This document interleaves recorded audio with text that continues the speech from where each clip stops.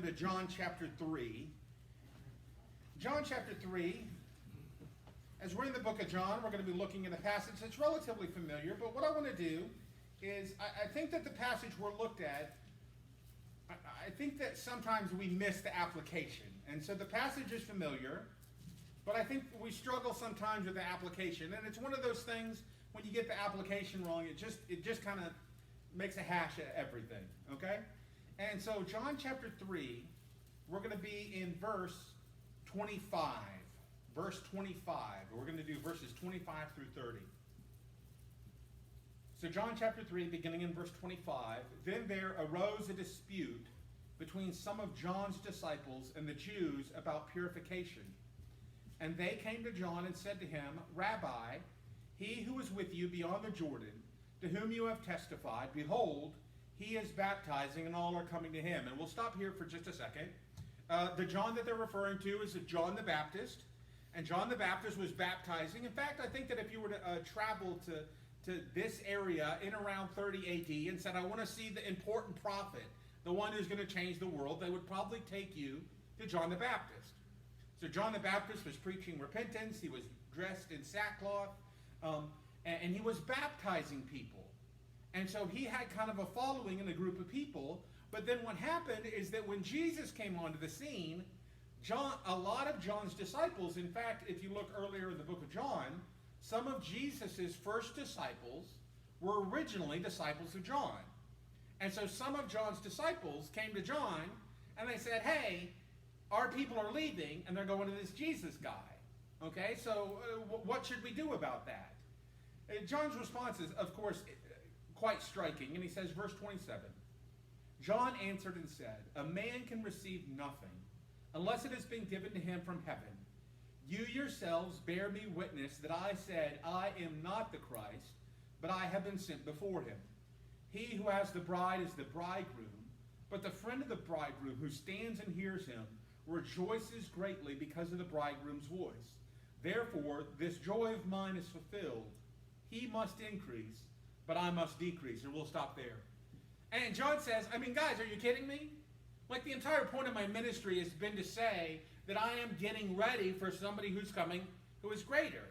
And guys, do you remember when Jesus came and I said, here's somebody coming whose sandals I'm not worthy to untie? Remember when I baptized him and heaven opened up and the voice came down from heaven and the dove came down and he said, this is my beloved son in whom am I well pleased?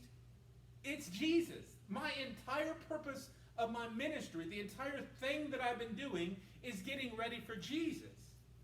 I'm not the bridegroom. I mean, here we are at the wedding. I'm not the bridegroom. I'm just the friend of the bridegroom, getting the crowd excited for when the real bridegroom comes. And now that he's here, of course he's going to increase.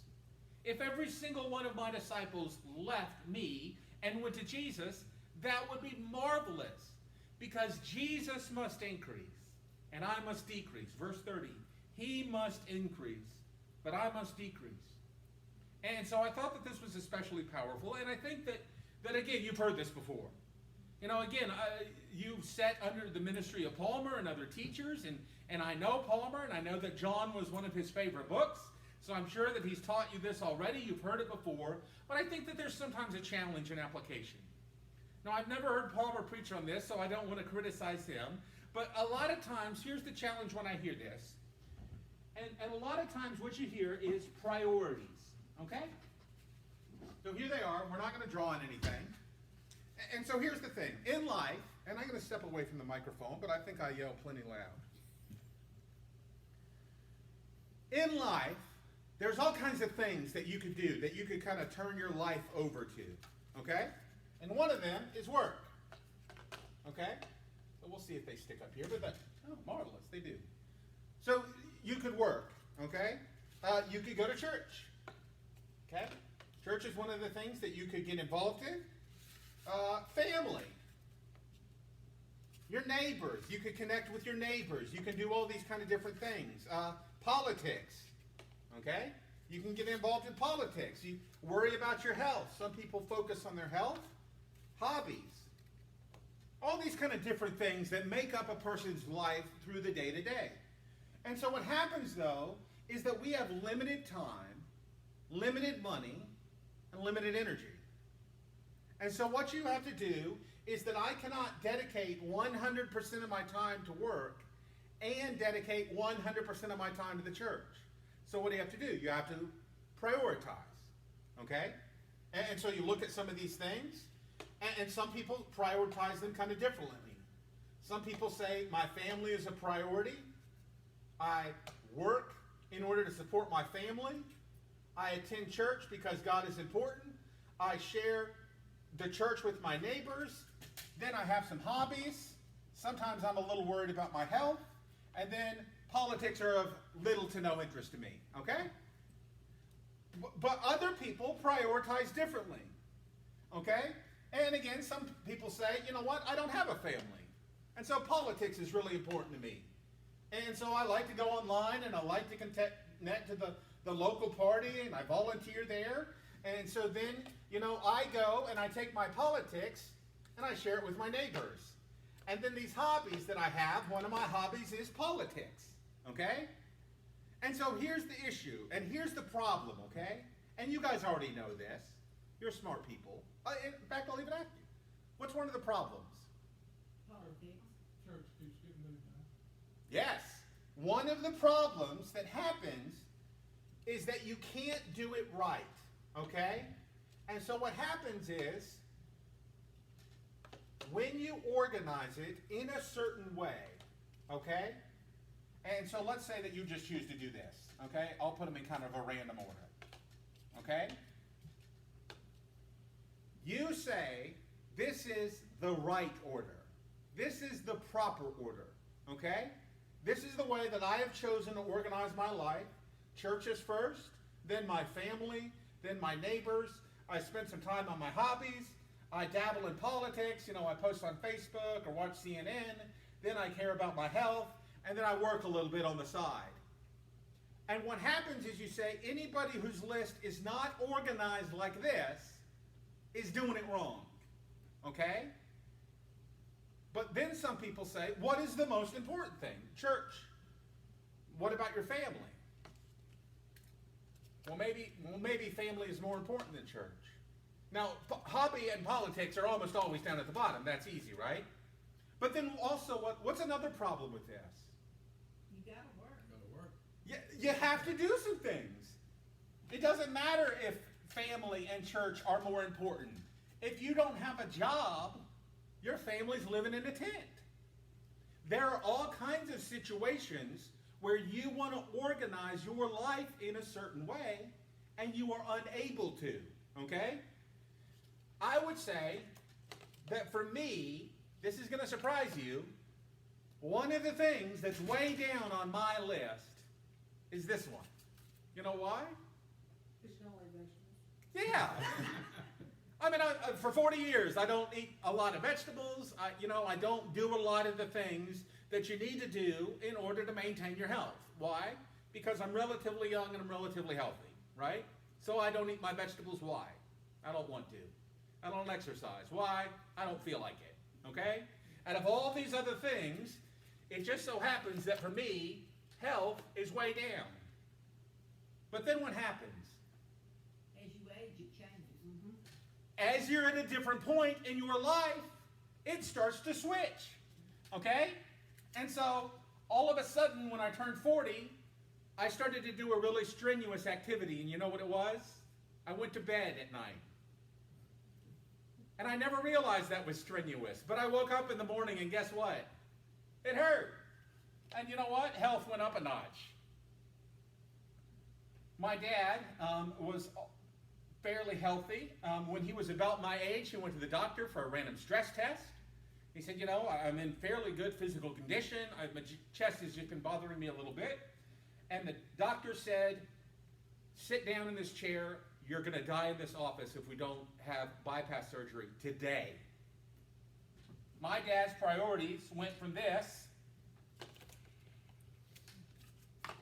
to that.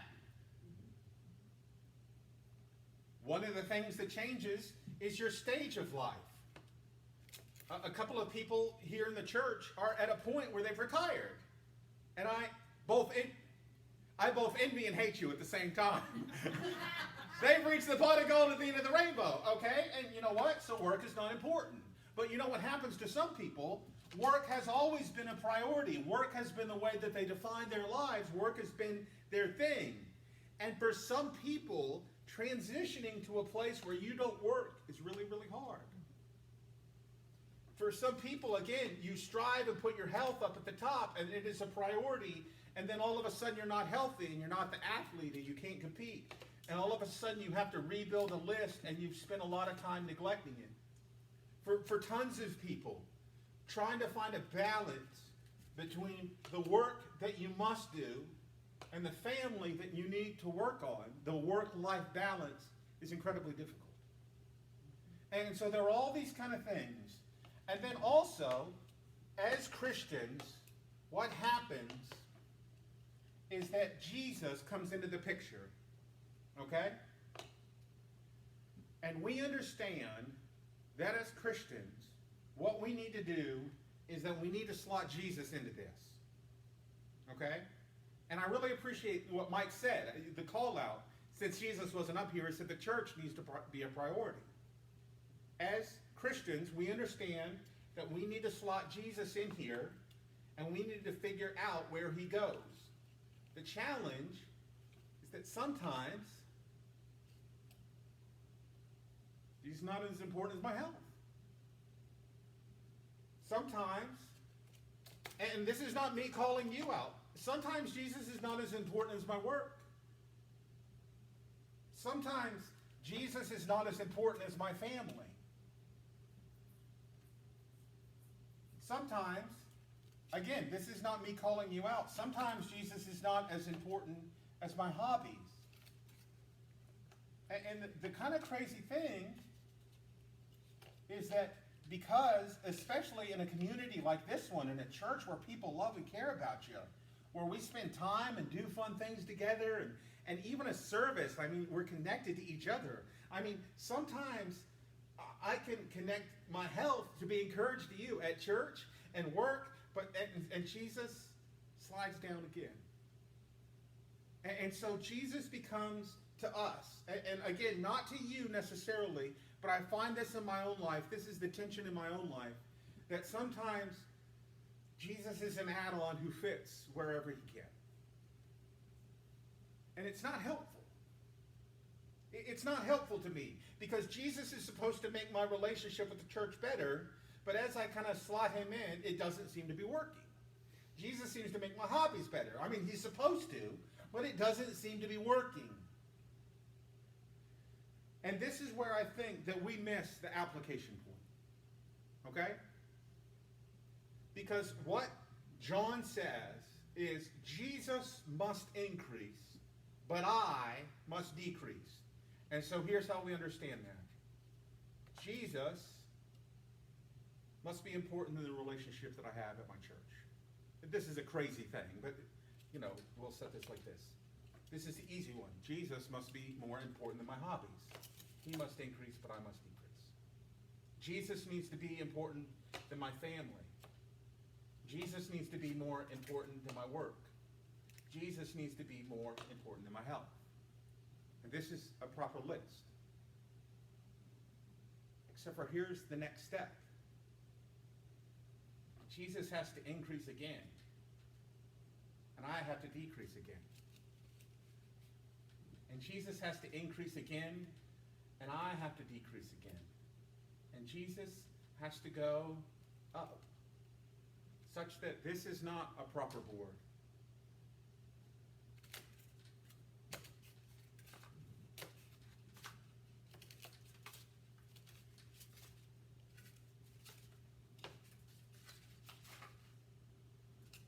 This is a proper board.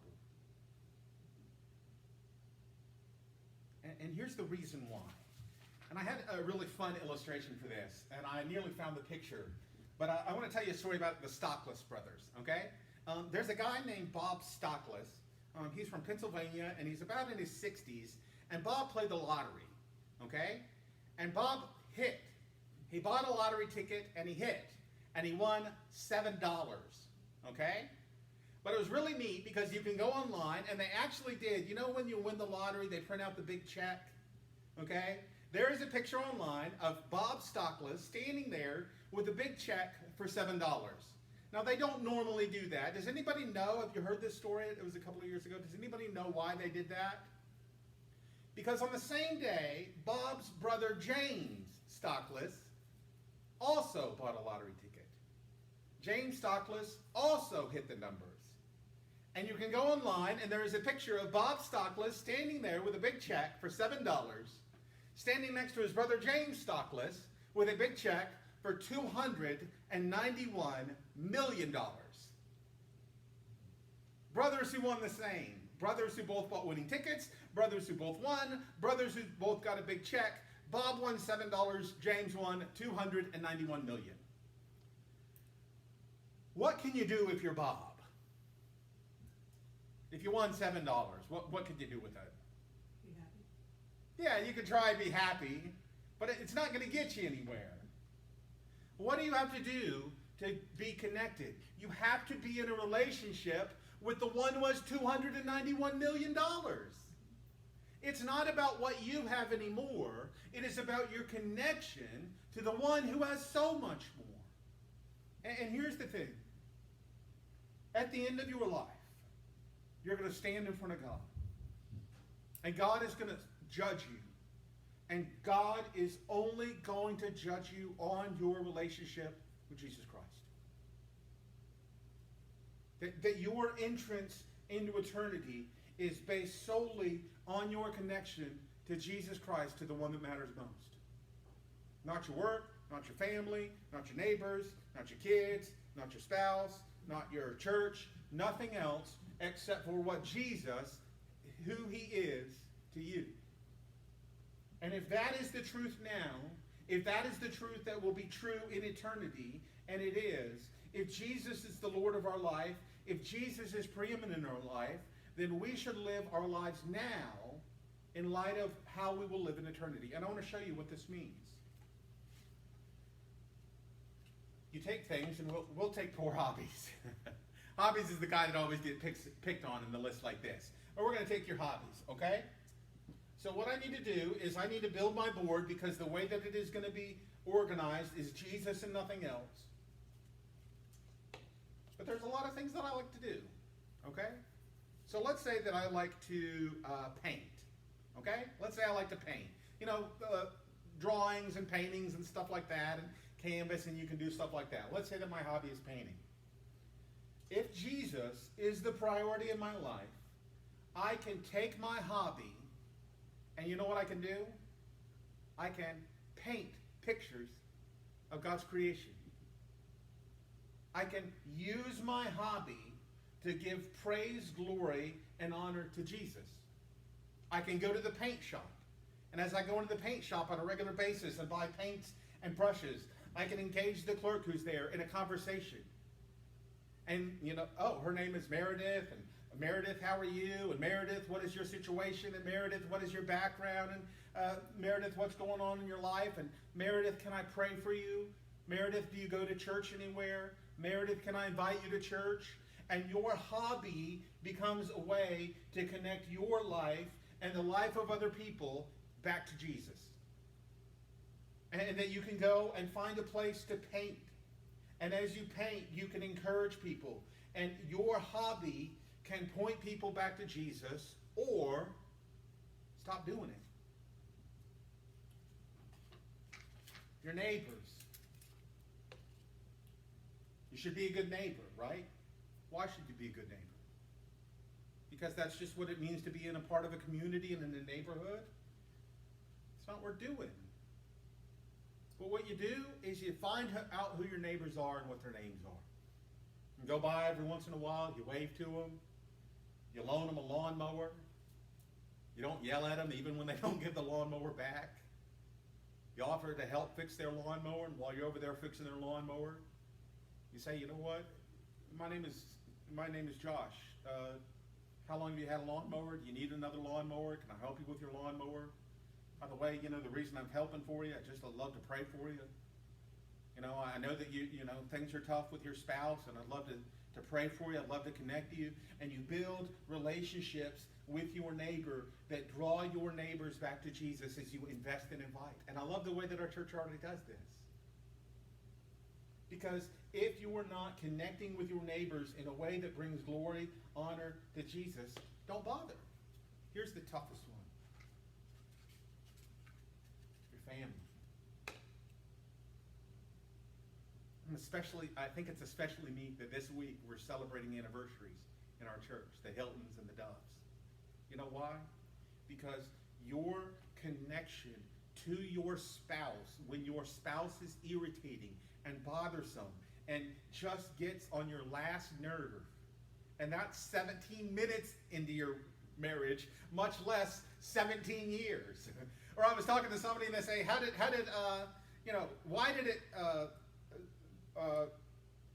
like the first 2 years, or even the first 2 years are great, right? Okay? The first 2 years you walk around like this, okay? And you always clean up your stuff.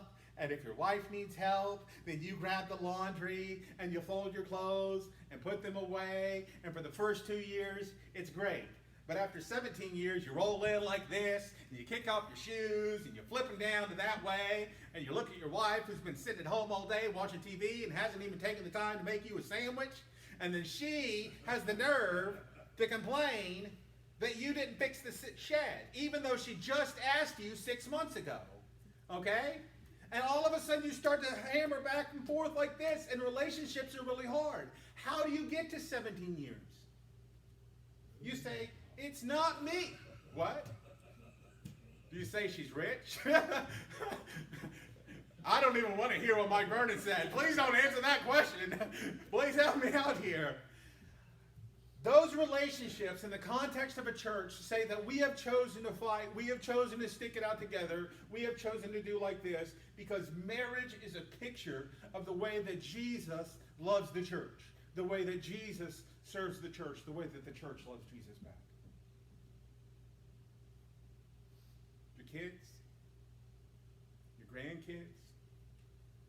I remember growing up, people would talk about folks that went out on the mission field. And I always thought that that would be incredible, and I never had the opportunity to do that, to go on long-term missions. So you know what? God took 3 unsaved people, put them in my house, and they live with me every day. And I have an opportunity to share Jesus with the kids, and share Jesus with my grandkids. And they come over and they want to play and they want to do all these kind of things, and Grandma's house is really fun. You work hard to do that, and you have an opportunity to connect your kids back to Jesus, to connect your grandkids back to Jesus. And I'm going to tell you this and tell you this carefully, but I want you to get a sense of how big this is. If you cannot or will not leave your family behind and go to another country where people are desperate to hear about the gospel. We're here in Axton, Virginia. The Bible didn't start here. The Bible took place 2,000 years ago and 20,000 miles away. How did it get here? Because somebody left their family behind to share Jesus with other people. Can you imagine what that'd be like? Do you see what it's like already in our church? With folks raising godly families. Folks connecting and serving their neighbors. Folks who've taken the people that they work with and they pray for, and they invite to church. Makes our church pretty incredible, because they connect back and they serve in the church and connect their families to the church, and then they share with their neighbors and their coworkers, and then even their hobbies and the things that they do. They say, man, Jesus is so awesome. And so I like to quilt, and I take the quilts that I make and I share them with other people, and I say, in Jesus' name, I want to give this to you. In Jesus' name, I want to help you. And they become lights in their community through the hobbies that they do. Even in politics. Draw people back to the Lord and say, Jesus is the priority, because he must increase and I must decrease. And there is going to come a time when I stand before Jesus and I am judged by him alone. And I'm going to get ready for that moment today. Let's pray. Gracious Heavenly Father God, the words of the Bible are so challenging. God, what John said here, to declare that he must increase, but I must decrease. It's good to read, but it's hard to live. But God, help us to do that because you're worth it. God, help us to do that because you created us. Because you loved us. Because you gifted us with the family that we have. With the neighbors that we have. God, with the work that we have. God, with this church. God, thank you for those in this church and this community who are modeling this already. Through godly marriages. God, doing as best they can to raise Christian kids. God, connecting in the lives of their grandkids. God, thank you for the way that this church is a light to this community because of that. God, help us to do this every day. To wake up every morning and say, he must increase and I must decrease. Because God, our world needs it so, so bad. God, our country needs it so, so, so bad. God, help us to be the difference. For it is in your name that we pray.